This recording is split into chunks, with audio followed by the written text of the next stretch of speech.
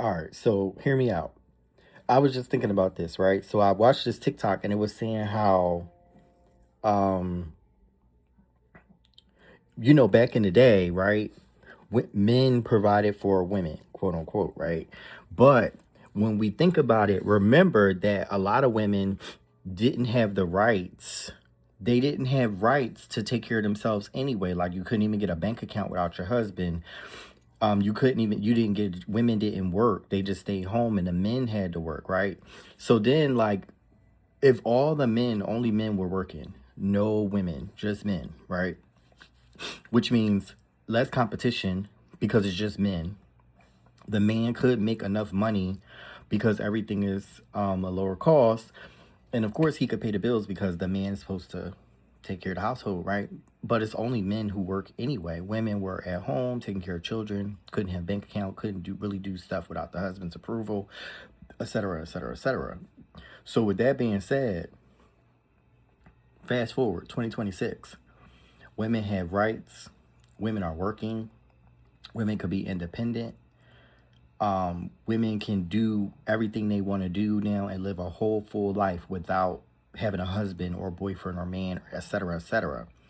So now that we have all of this, now we have, higher costs, things cost more money. They push more for family than they do being single, right? You get more incentive for having a family than you do being single, from work to taxes, et cetera, right? But if you really think about it, right? Were men ever protectors? Were men ever providers? Or did they just restrict women for all of these years? Are men actual providers, or did they just restrict women for years?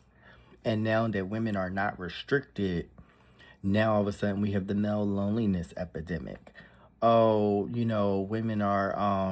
women don't need men at all now. You use a man for whatever you want to use him for, similar to what a man would use a woman for. She can objectify a man if she wanted to nowadays, because there's women who surpass men in education and money, right? And then if you pay attention to it, it is kind of harder now too for a man to provide anyway financially. Let's just say financially, it's hard for a man to provide for a household, especially with the current day expenses, because he would literally have to be damn near a CEO of a company or a business owner making 250 plus to provide for a household and children, unless he come from wealth, right? Because that's just unrealistic in today's standard with the cost of life. But back in the day, you talking about when you could get a car for probably $500. You can buy a house for $10,000, right? And then, of course, you can run a whole family, and the price of living was low compared to now. You need some dollar bills. But I just thought it was a good conversation because now that growing up in a newer generation, me personally, I never looked at men as being providers, because if you really think about it, it's really the women, because the woman is your first nurturer. She's the one who making sure you eat. She may be cooking for the family.